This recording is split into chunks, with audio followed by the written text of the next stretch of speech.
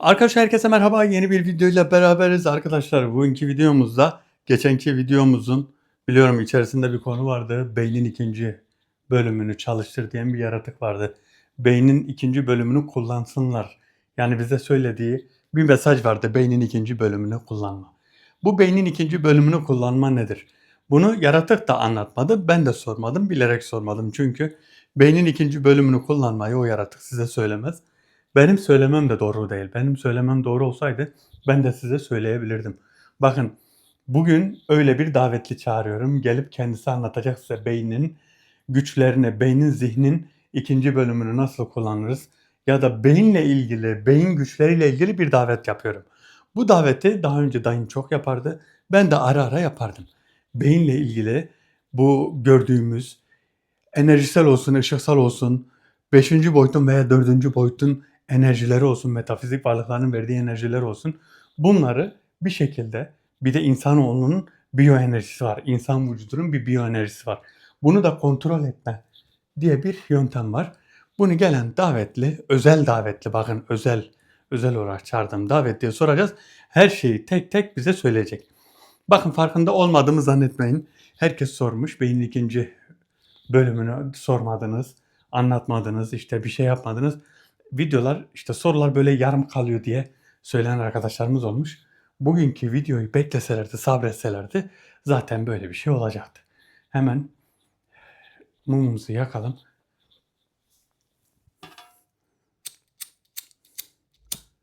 Kokulu mum. Evet bu kokulu mum. Şunu da yakalım.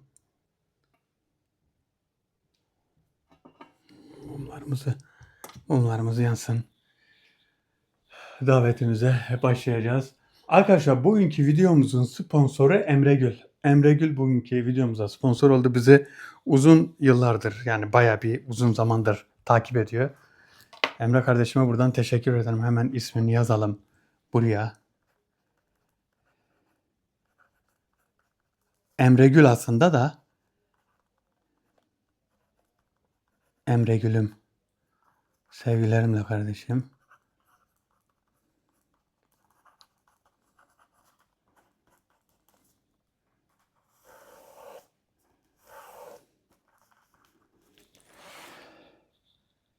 Emre'nin de bizim Bir Desen Gör özel defterinde yeri oldu.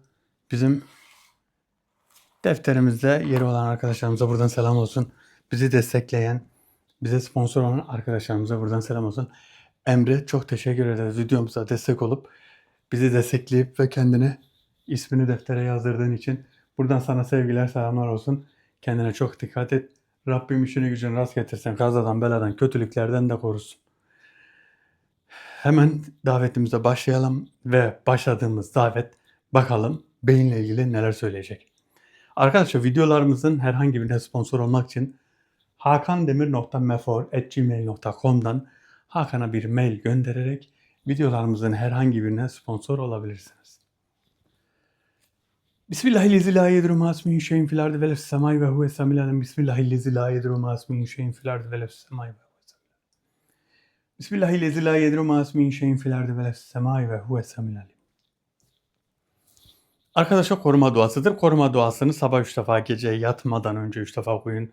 Rabbim Zülcelal sizi kazadan, beladan, kötülüklerden, her türlü sıkıntıdan korur.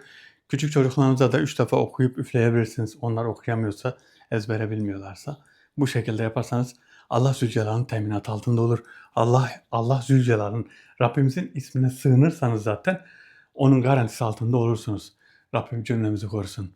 Hemen davete başlıyorum ve gelen davette bakalım neler söyleyecek. Bu davetli biraz şöyle, biraz daha böyle zor gelen bir davetli aslında.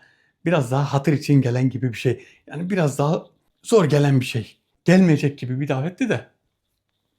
Bakalım ne olacak. Eğer gelirse bizim için çok iyi olacak da. Ki büyük ihtimal gelecek zaten. Hemen davete başlıyorum.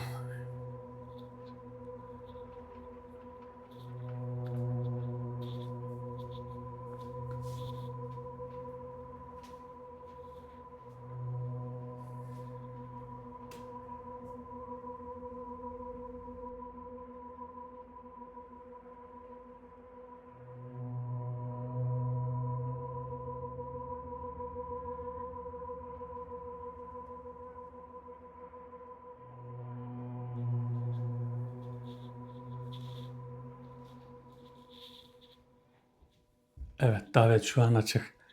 Zaten daveti ben videodan önce başlamıştım, yapmıştım. Sadece ismini söyledim. Geldi. Beynin ikinci bölgesi, beynin ikinci katmanı, beynin ikinci bölümü ne derseniz bilmiyorum. Bunu kullanmayı yani bu videoda bilmiyorum açık açık söylerse bir riskleri var. Bakın riskleri var. Riski şu: bazı görüntüler görebilirsiniz yaparsanız.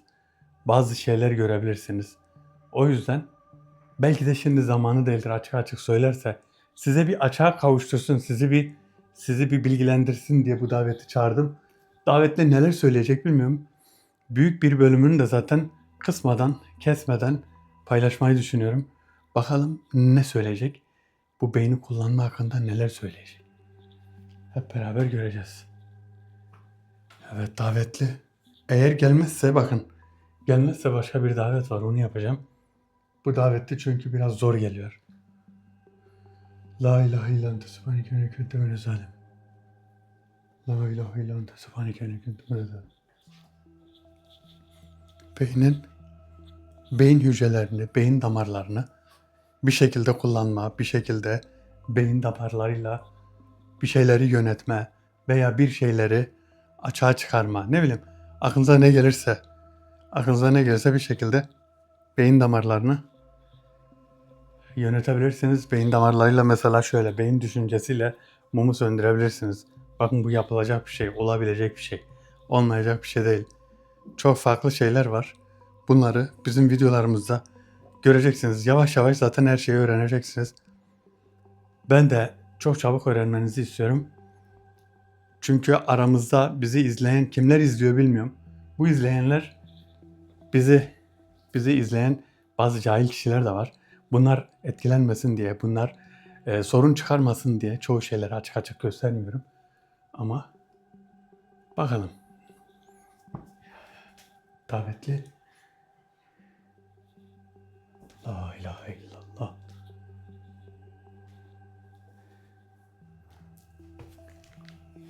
Ey davetli. Çağırdığım davetli sen misin? Evet, benim. Beni çağırdın ve geldim. Benim buraya gelme sebebim mavi enerjiyi açığa çıkarma. Bana soracak olan kişi sensin. Ne istiyorsan sorabilirsin. Evet, beyin gücüyle alakalı sorular için seni çağırdım. Beynimizi ne şekilde kullanabiliriz? Beyin güçleriyle, beynin ikinci bölümü. Bundan önce gelen bir davetli vardı. Beynin ikinci bölümünden bahsetti. Biz enerji olarak bunu biliriz. Ama siz bilmiyorsunuz. Evet, biz bilmiyoruz ama siz bize söyleyebilirsiniz. Bu nasıl bir olaydır? Bu olayın aslı nedir? Beynin enerjileri ne şekilde kullanılır? Ben ışığın henüz dokunmadığı, düşüncenin maddeye dönüştüğü o boşluktan geliyorum. İsmimin senin dilinde bir karşılığı yok. Ama senin zihnindeki fısıltıyım. Benim zihnimdeki fısıltı mı? Rütbeni mi söyleyeceksin? Benim davetim zordur. Benim davetim zordur.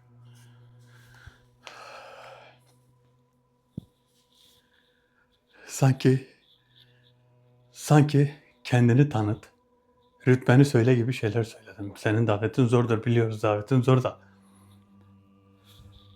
Şimdi bazen kızdığım zaman, sert konuştuğum zaman, daha önceki davetlerde sert konuşuyordum. Bana bazı arkadaşlarımız diyordu sert konuşma. Bunlar, bakın bu böyle şeyler dikkatimi dağıtıyor. Bir de şurada bilgisayarın çantası var. Buraya düşmüş, onu da düzelteyim de.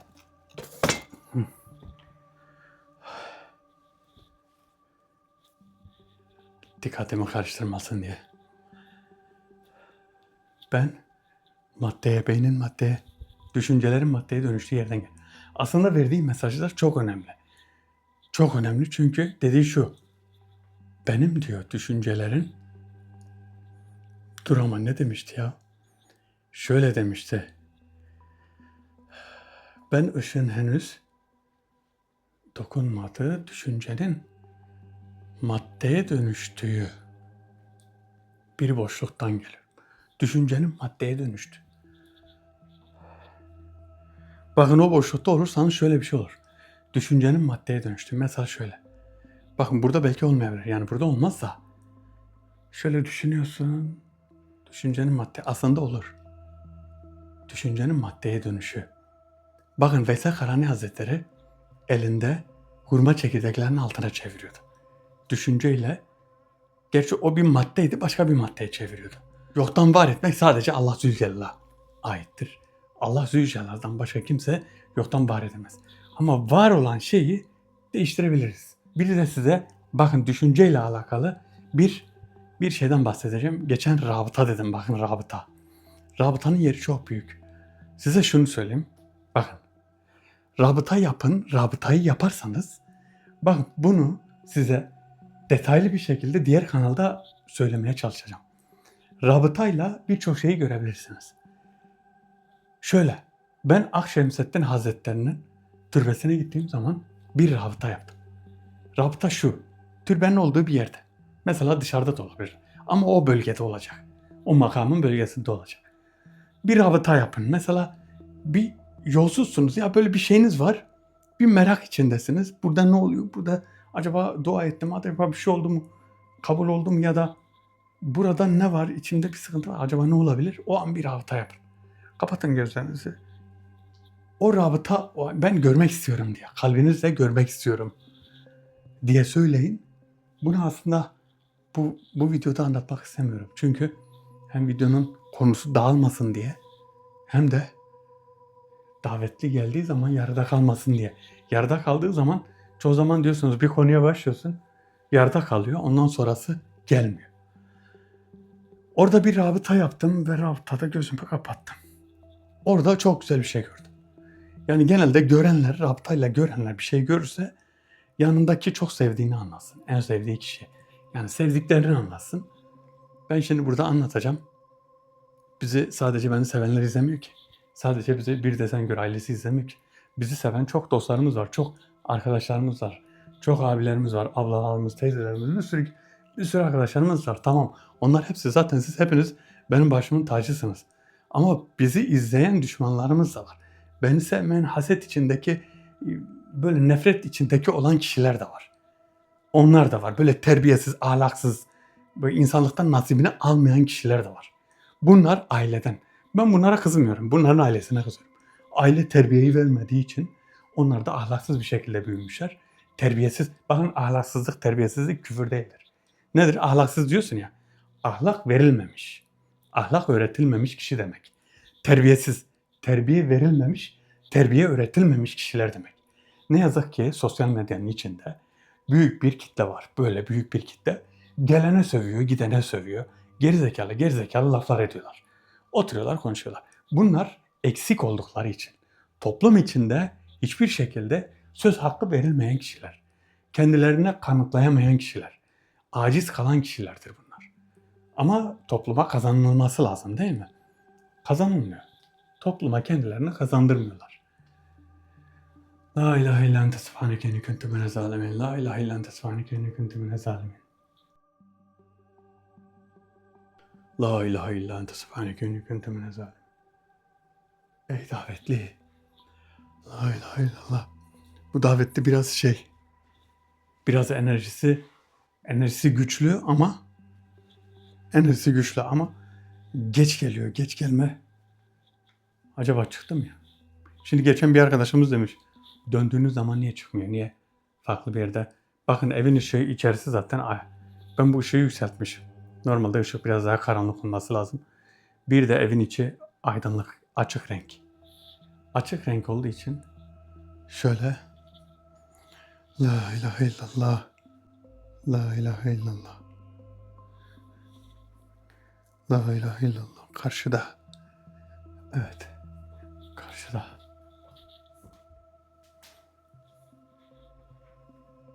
İşte. Ey davetli.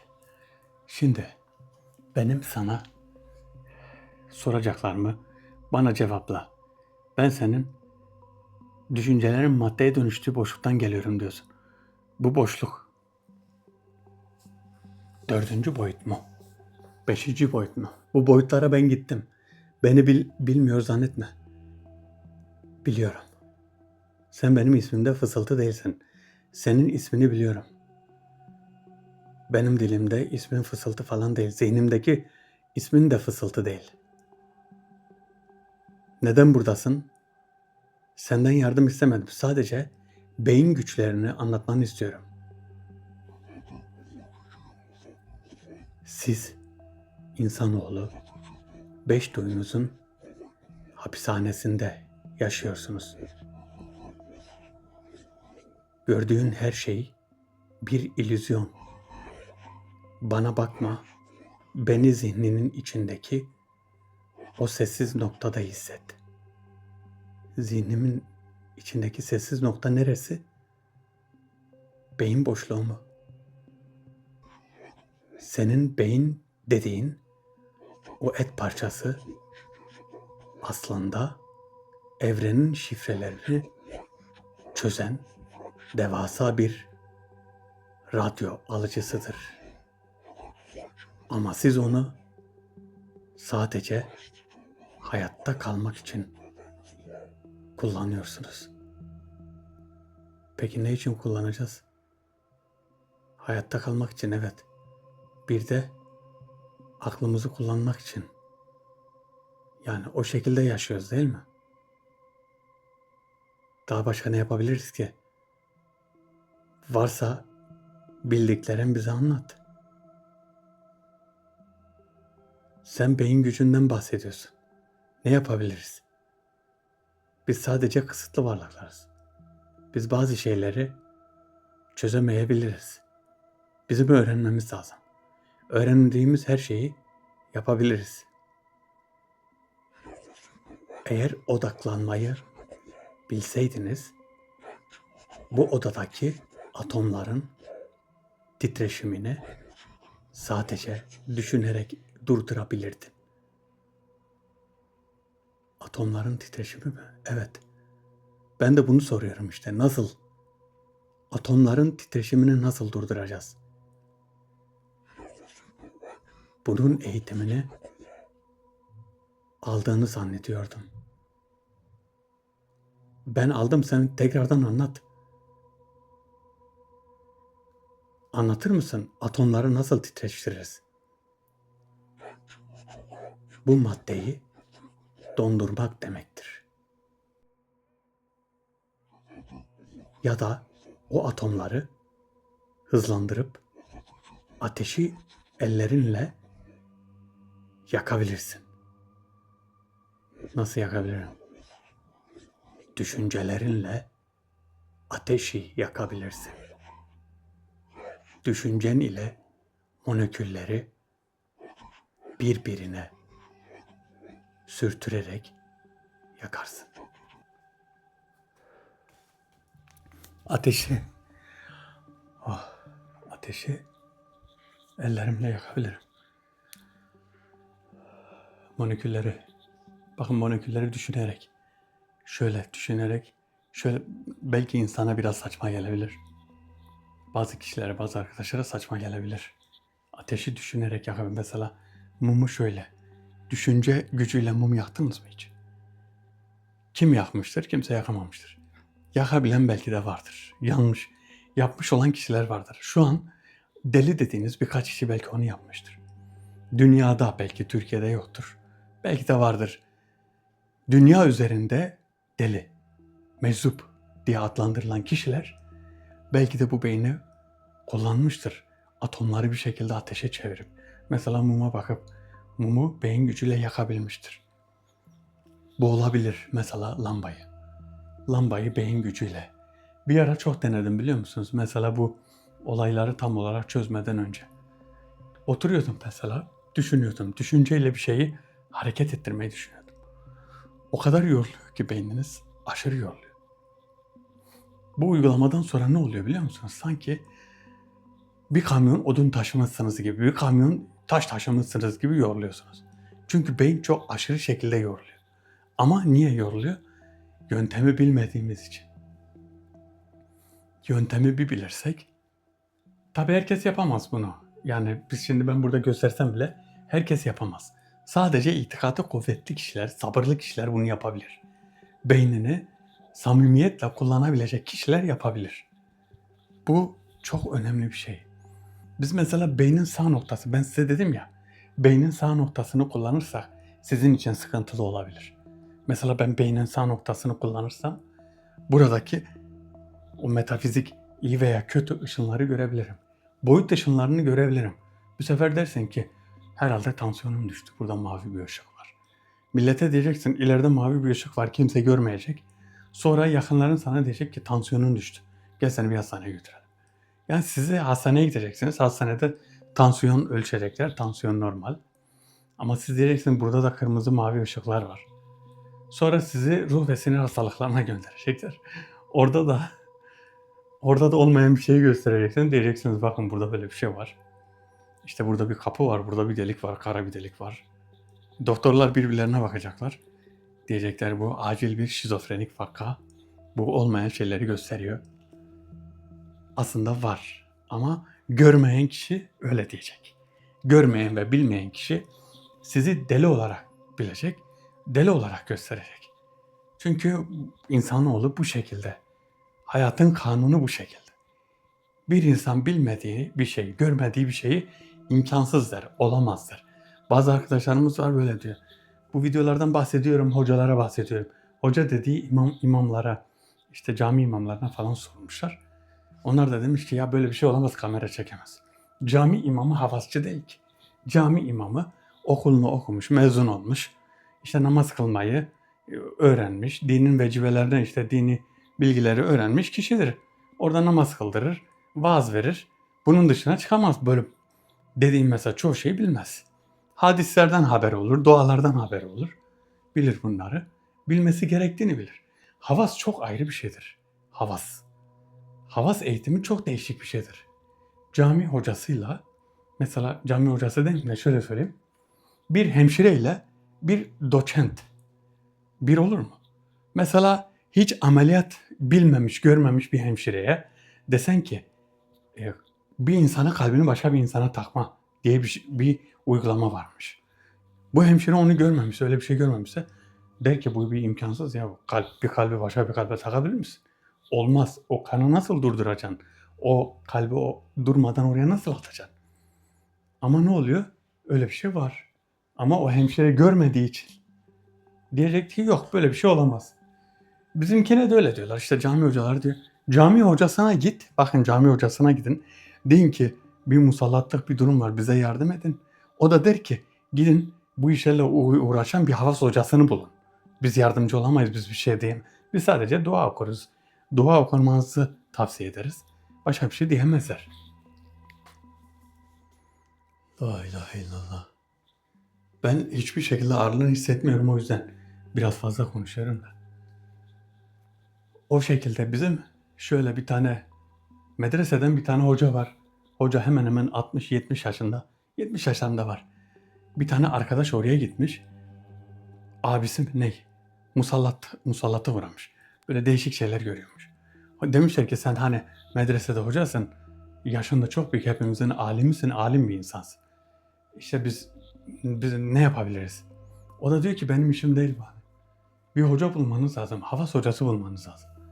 Havas hocası bulun ki sizi temizlesin bir şekilde bir şey yazsın. Yani branş her branş aynı değildir. Her doktor da aynı değildir. Dahiliye uzmanı mesela bir kardiyoloji gibi değildir. Dahiliye uzmanı kendi kalbiyle ilgili bir sıkıntıyı bilemez. Kardiyolojiye gider. Bakın o da doktor, o da doktor. Bilemez yani. La ilahe illallah. Allahümme salli ala seyyidina Muhammed. Allahümme salli ala seyyidina Muhammed. Ey davetli. Ey davetli. Davetli. Bu davetli de biraz benimle ilgili bir şeyler söylediği için herhalde verdiği bilgiler biraz önemli olduğu için herhalde geç geliyor. Ama dediğim gibi gene buralarda bir yerde. Bakın mumun ışığı ne kadar uzamış. Küçüldü ya. Boyu da uzadı. Şimdi size söyleyeceği şeyleri harfiyen yapabilirsiniz. Harfiyen yapabilirsiniz. Ben kesmeyeceğim. Hiçbir şekilde de kesmeyeceğim. Allahümme salli. Bakın hafiften birden karşımda gördüğüm için hafif ürktüm. Evet. Davetli. Benimle alakalı söyleyeceklerini bekliyorum. Beyin gücünden bahsediyordun. Ben söyledim, ne yapabiliriz?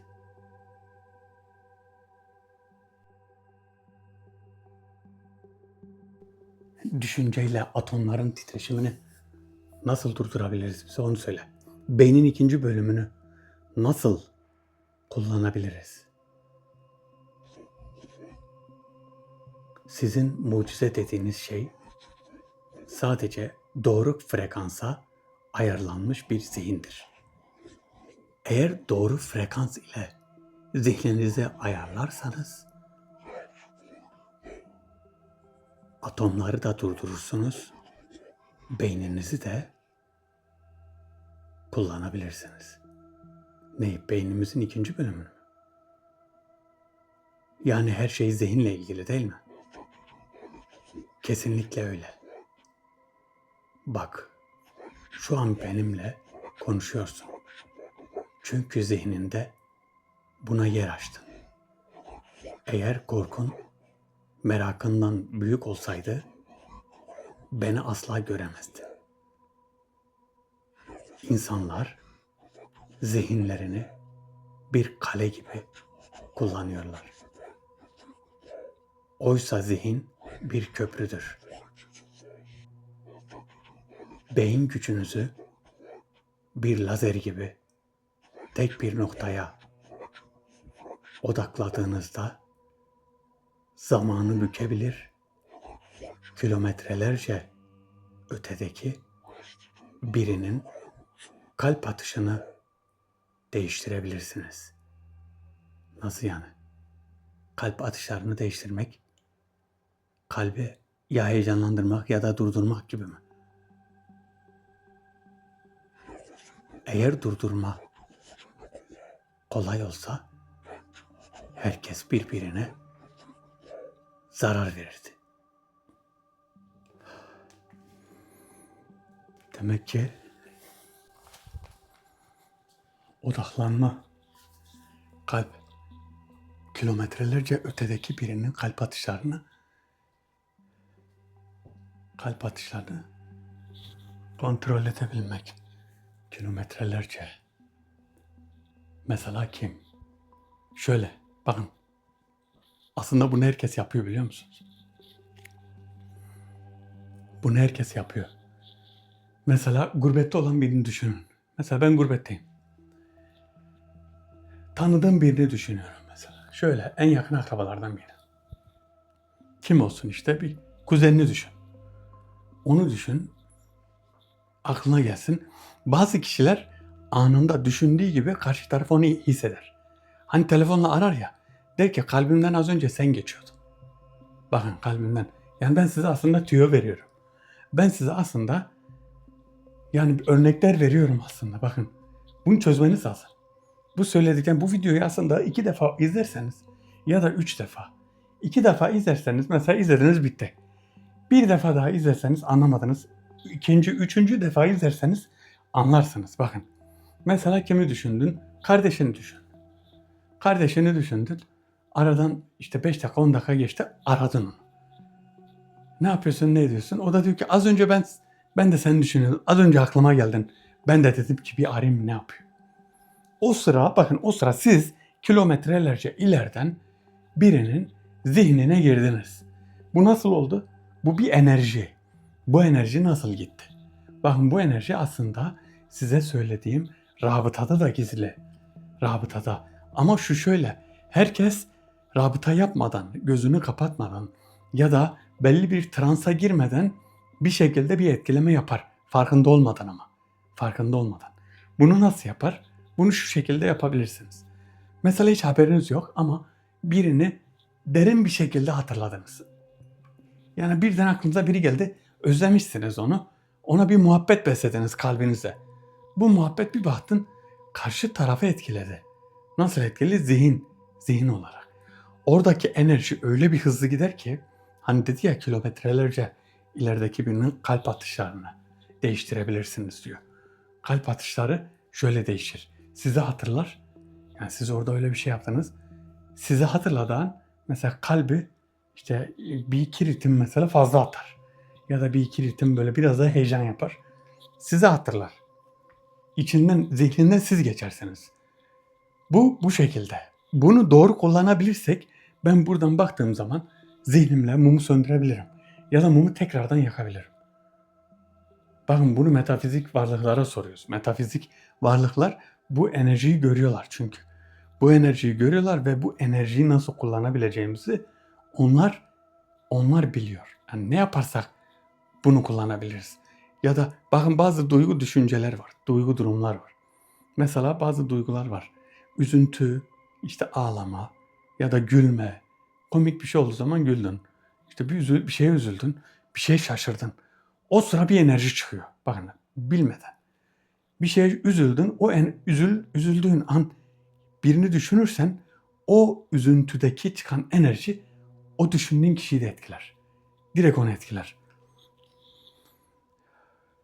Şimdi eski Türk filmlerinde hatırlıyor musunuz? Eski Türk filminde şöyle bir şey oluyordu.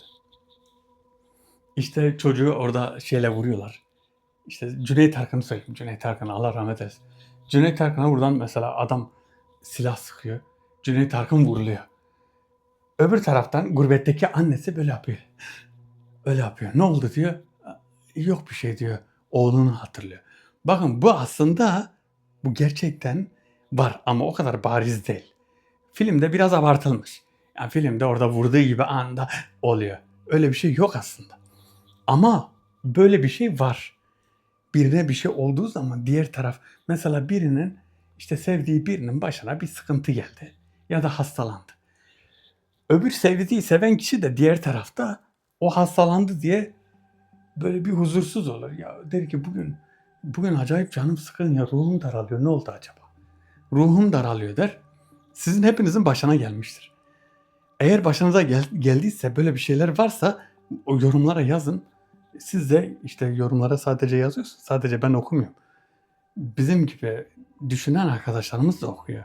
Onlar da okuyor, onlar da bilgileniyor. Sadece hani bilgi alışverişi için sadece bana yazdığınızı düşünmeyin. Herkes görüyor bunu. Ben de okuyorum tabii. Yani böyle şeyler oluyor. Bunlar zihinle ilgili. Mesela zihinle şöyle söyleyeyim. Tabii arada davet diye bakıyor mu? Hissettiğim için şu çakmak mesela. Şöyle yapalım. Bakın bu çakmağı zihinle düşürmeyi veya kaldırmayı. Şu an var. Bakın bu zihni kullanabilirim ben bu çakmağı düşürüp veya kaldırabilirim. Ama şu an bütün enerjimi davete verdiğim için yapmıyoruz. Hep buna özel bir video yapmam lazım. Benim bazı uyguladığım çok şey yok ama bazı şeyler var. Beyinle, zihinle yaptığım bazı şeyler var. Bunları gösterebilirim. Videoda ayrı bir video yapmamız lazım bunun için. Bakalım nasıl bir şey olacak. Eğer öyle bir şey yaparsak o da beyinle ilgili, zihinle ilgili. Bakın Çaylıkdüzü'nde bir davetli gelmişti. Bir eğitim vermişlerdi biliyor musunuz? Zihinle kaşığı bükme, zihinle maddeyi böyle bir şekilde şekillendirme. Bak peygamberlere verilen özelliklerden bir tanesi. Hangi şeyde? Hazreti Davut'a mı verilmişti? Bakın demiri hamur gibi işleyebilme. Hamur gibi. Allah'ın emriyle oluyor tabii hamur gibi. Beyni kullanabilirsek, beyni nasıl kullanacak? Allah Zülcelal izin verirse insan kullanabilir. Nasıl kullanacak ya? Başka şekilde kullanamaz ki. Ancak Allah Zülcelal izin verecek. o şekilde kullanabileceğiz. Ey davetli. Davetlinin ağırlığı buraya geldiği zaman ben şey yapıyorum. Yani bu tarafa çıkıyorum. Bu tarafta davetli. Geriye gidiyorum da. Davetli şu an çok tuhaf karşıda duruyor aslında. Şöyle duralım. Bir ara bu kadar bekledim. 20 dakika geçti. Çıktı burada davetli. Tabi o sırada ben döndüm. Sonra ne oldu? Kestik orayı. Başka bir videoydu. Bayağı uzun sürmüştü. Sonra bir daha çıkmıştı. Hani benim bazı videolarda şey yapıyorum ya. Direkt davetliyle konuşma sahnem çıkıyor. Öyle bir videoydu. Oraları kesmiştik. Direkt konuşma yerinden başlamıştık. La ilahe illa ente subhaneke inni kuntu minez zalimin. La ilahe illa ente subhaneke inni kuntu minez zalimin. Şu an burada hissediyorum bakın. Şimdi evet, bizim söylediğim arkadaşım da oydu. Bu davetli bir acayip. Aynı deve gibi. Davetli. Neden deve gibi geldin? Bir değişiksin. Böyle gelmek zorunda mısın davetli? Senin gerçek şeklin mi böyle? Neyse. Karıştırmak istemem.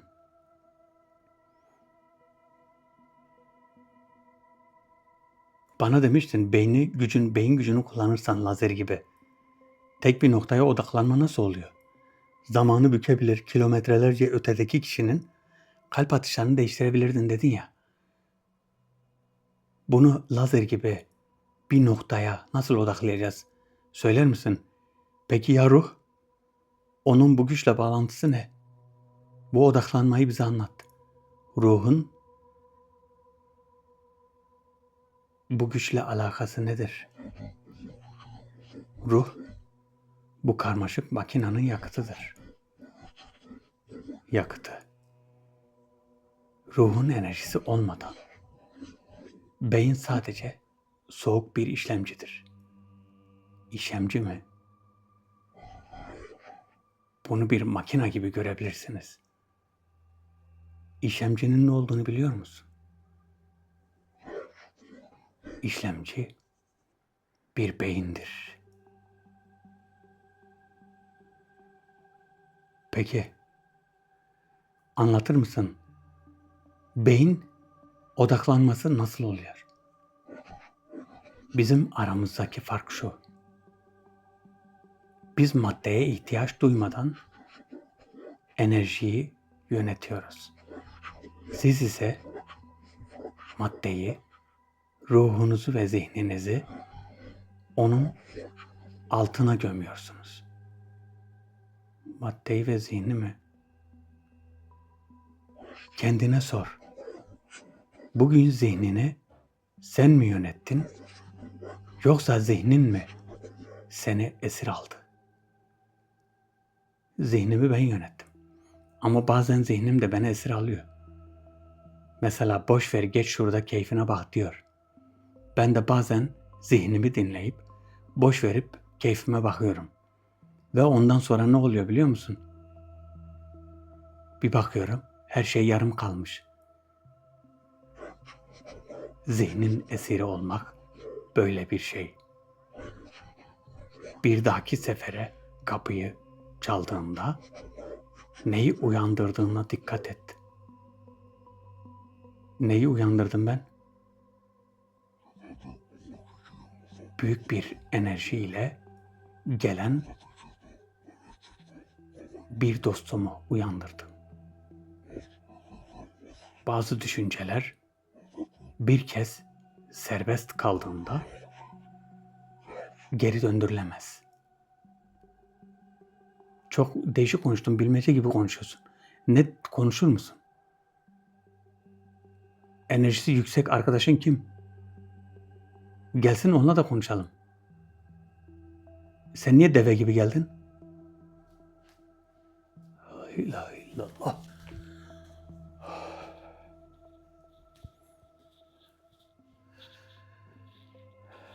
Enerjisi yüksek birini uyandırmışız. Arkadaşı, dostu. Nerede? Ben bir şey hissediyorum aslında. Şu an başım ağrıyor. Bir şey hissediyorum buralarda ama. bir baş ağrısı gibi bir şey yaptı bana. Dediği doğru. Dediği doğru ama yani bu gelen kim? Allahümme salli ala seyyidina. Zihin. Bir yere odaklanma. Bunu bir deneyin ya. Şöyle bir şey deneyin. Bakın ufak şeylerle deneyin. Çok ağır şeylerle denemeyin. Mesela oturduğunuz yerde şunu kaldırmayı denemeyin. Bakın. Bakın bunu kaldırmayı denemeyin. Bakın bu ağır. Değil mi? Ya da bunu kaldırmayı denemeyin. Şöyle deneyin. Bir kağıt parçası koparın. Küçük parça. Parça diyeyim şöyle tırnak kadar. Tırnağınız kadar. Tırnak kadar bir parça koparın ya da onun yarısı kadar bir kağıt koparın. Koyun bir şeyin üstüne. Sonra zihninizle tabi bunu milletin içinde yapmayın. Sonra sizi deli demesin. Deli demesinler. Çünkü ben bazen yapıyordum böyle hani milletin içinde. Dediğim işte millet bir arkadaşlarla otururken ya da bazı tabi hoca arkadaşlarla otururken yaptığım zaman kimse beni yadırgamıyordu. Diyordu hani ne yapıyorsun hani bize de öğret de biz de bilelim. Biz de yapalım. Ama bilmeyen kişilerin yanında yaparsan öyle bir şey kafayı mı yedin ne yapıyorsun? Şöyle bakıyorsun düşünsene masanın üstüne bir kağıt koydun böyle deli gibi bakıyorsun ona. Uç ey kağıt uç ya da kağıt yan. Siz o kağıdı uçurmaya çalışırsınız ama kağıt birden yanabilir. Gürk diye bir bakarsın yandı. Böyle de olabilir aslında. Öyle bir şey yapın. Ufak bir şeyden başlayın. Beynin ikinci bölümünü. Bakın eğer öyle bir şey yaparsanız o kağıdı oynatıp veya o kağıdı yakarsanız ne olur biliyor musunuz? Beynin ikinci noktasını, ikinci bölümünü kullanıma açmış olursunuz. Yani onun paketini açmış olursunuz. Telefon kapalıyken kullanamıyorsun değil mi? Telefonu açınca tamam telefon artık açık. İstediğin gibi kullanabiliyorsun. Beyin de öyle. Onu bir hareket ettirebilirsen artık yavaş yavaş mumları yakabilirsin. Ama bunu kimseye söylemeyeceksin. Eğer bunu söylersen birine sen onu kaybedersin. Mesela bir şey yaptın değil mi? Mumu yaktın düşünceyle. Hemen koşup bir arkadaşına ya da hemen koşup annene ya da hemen koşup kardeşine artık kim varsa evin içinde bile olsa hemen gidip söylersen o da gelir der ya yürü şimdi benimle dalga mı geçiyorsun der. Gelir başında durur. Sen de oturursun şöyle tekrar yakmaya çalışırsın yanmaz o. Sana bakarlar gülerler dalga geçerler. Bu, bu böyle bir şey başımıza gelmemesi için böyle bir şey yaptığınız zaman gizli tutun. Gizli. Bunu bilen kişilerle paylaşın. Mesela benle paylaşabilirsiniz. Benle geldiniz bir yerde oturduk. Ya da Ömer abi ben işte bak bunu yaktım. Bakın ben bunu yaktım Ömer abi. Tamam yak. Bir daha yak bakalım. İşte ne kadar sürede yakabiliyorsun. Benim yanımda öyle olursa ikinciyi bir yakabilirsiniz. Yani ikinci bir şansınız olabilir. Üçüncü şansınız olabilir. Ama bilmeyen birinin yanında anlatırsanız o da zaten bir haber. Onun yanında olmaz zaten. Düşünün olmaz. Yoksa öyle bir şey olsa herkes yapar. Herkes düşünerek bir yeri yakar. Ve bu şöyle. Kötü niyetli birilerin o beyin gücü olmaz. Mesela adam kötü niyetli bir yeri yakmaya çalışıyor. Beyin gücüyle geçer oraya. Hadi yan, hadi yan. Yanmaz. Yanmaz. Niye böyle? Niye size şunu söyleyeyim. Nefis var ya nefis, kalp. Kalbin, nefsin kötü enerjisi, pis enerjisi o beynin size söylediğim frekansının önüne geçer. Önüne geçer ve o şeyi yapamazsınız. Eğer öyle olsaydı herkes birbirine zarar verirdi. Ya da herkes bir yerden bir şeyler çalardı. Derdi ki işte orada bir para var. Beynine düşünün bu para gelsin cebime girsin. Şöyle düşünürdünüz para gelsin cebime girsin. Oradan bir para gelsin böyle. Bu olmaz. Bakın bu oradan gelip girmez. Çünkü nefsani bir şey yaptığınız zaman nefsin onun önüne geçtiği için nefis o kadar pistir ki. O pis nefis bizim içimizde biliyor musunuz? O nefis insanoğluyla beraber. İşte o yüzden bizim imtihanımız zor ya. O yüzden bizim imtihan zor. Hem nefis var hem iblis var. Yani bir şekilde iyi olmaya çalışıyoruz. La ilahe illa ente subhaneke inni kuntu minez zalimin. La ilahe illa ente subhaneke inni kuntu minez zalimin. Ey davetli. La ilahe illa ente subhaneke. Beyin damarlarını açmayı bize sadece odaklanmayla alakalı değildir. Bunun farklı bir şeyleri de vardır. Şöyle geride duralım.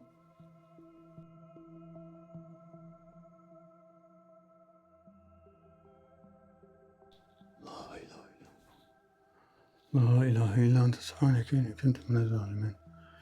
La ilahe illa ente subhaneke. Ey davetli. Bakın şurada, şu an burada. Şöyle bekleyelim.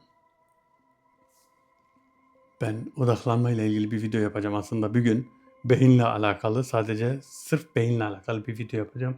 Davet olmayacak. Davet olduğu zaman çünkü o enerjiyi kontrol edemeyiz. Beyni de kontrol edemeyiz. Bir şekilde şey olur. Bir şekilde bizi esir alabilir. Bizi esir alır ve beynimizi kontrol edemeyiz. Şurada, şu an burada ama veften dolayı, vefk olmasa bakın nereye gidiyor. En uzak yere gittin. Ey davetli. Sana az önce bir şey söyledim. Bize darılmadın herhalde. Davetli. Beyni kullanmayı bize anlatır mısın? Sadece odaklanma değil.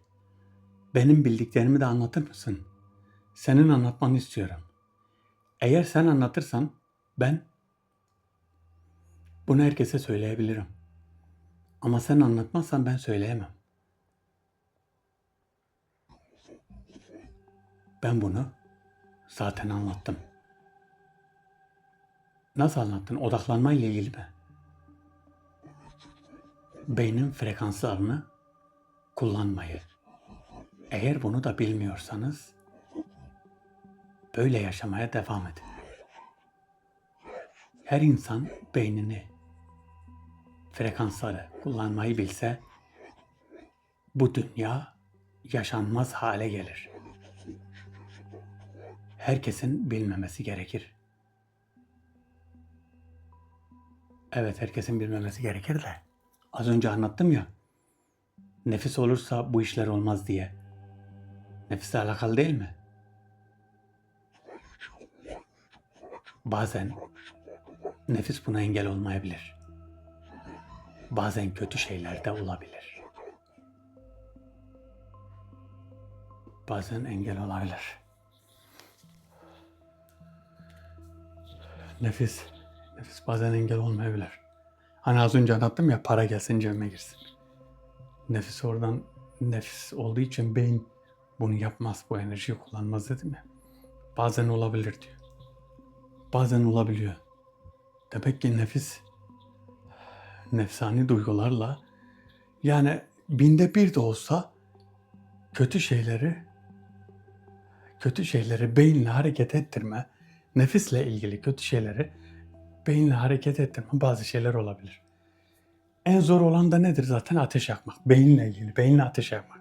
En zor olan bu olabilir. Ama size şunu söyleyeyim. Işığı yakmak da biraz zor olabilir de. Şöyle bir başlayabilirsiniz beyninizin 2. bölümünü açmak. Yani 2. bölümünün kilidini açacaksınız diyeyim. Bu şekilde diyebilirim. Küçük bir kağıt parçası, ufak bir kağıt parçası.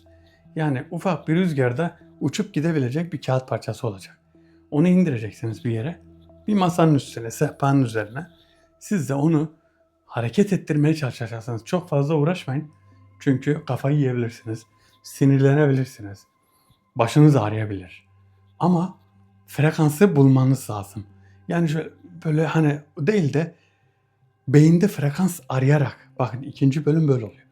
Beyinde frekans, yani ben anlatmayacaktım aslında ama beyinde frekans arayarak, mesela radyonun nasıl şeyini çeviriyorsunuz, bu döner düğmesini yavaş yavaş çeviriyorsunuz. Hep böyle değişik yayınlar çıkıyor değil mi?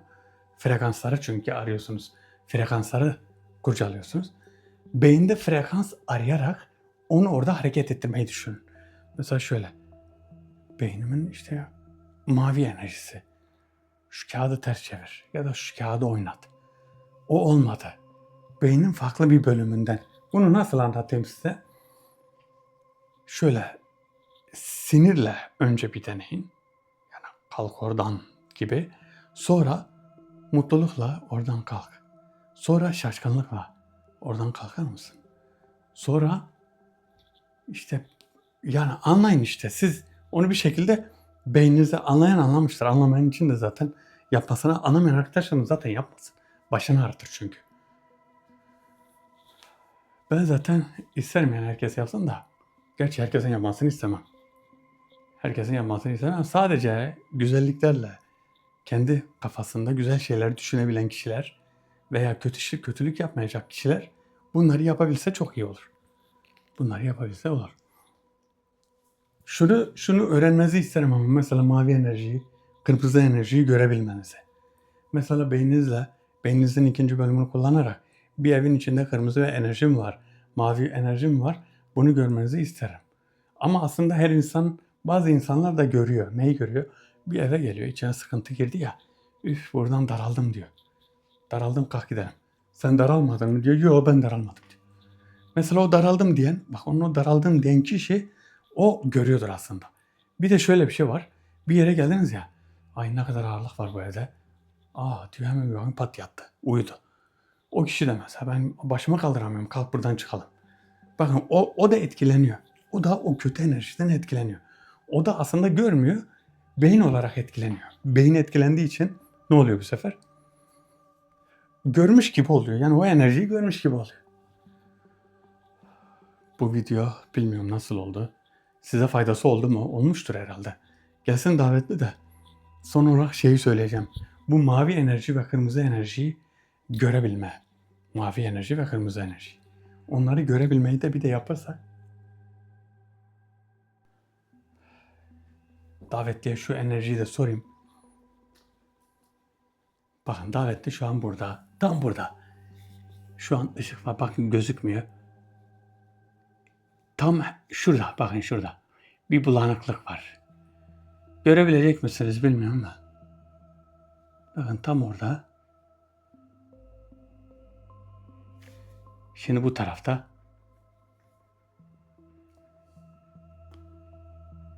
Evet aynen orada duruyor. Kayboldu. Gitti. Erken döndüm. Bakın erken döndüm yoksa buradaydı. Şöyle normalde şöyle buraya kadar gelip buradan bakmam lazımdı ama yanlış oldu. Şimdi biraz daha beklemem lazım. Biraz daha beklemek lazım. Yapacak bir şey yok. La ilahe illallah sübhaneke günü gündemine zalimin la ilahe illallah sübhaneke günü gündemine. Neyse bu biraz daha geç gelecek. Yanlış yaptım. Orada erken dönmeseydim biraz buraya gelip buradan ışığı çevirecektim. Işık biraz fazla olduğu zaman enerjiyle yani görülmüyor. Fazla enerji harcamaya gereksinim duyuyor. Fazla enerjisi de kalmadığı için görülmüyor. Ama geride geldiğim zaman orası biraz loş oluyor. Şöyle tuttuğum zaman o taraf biraz loş olduğu için görülebiliyor ve görüldüğü zaman ben de yaklaşıyorum, çıkıyor. Arkadaşlar videomuzu beğenmeyi unutmayın. Bir sonraki videoda buluşmak üzere. Herkes kendine iyi baksın. Allah'a emanet olun. Hoşça kalın.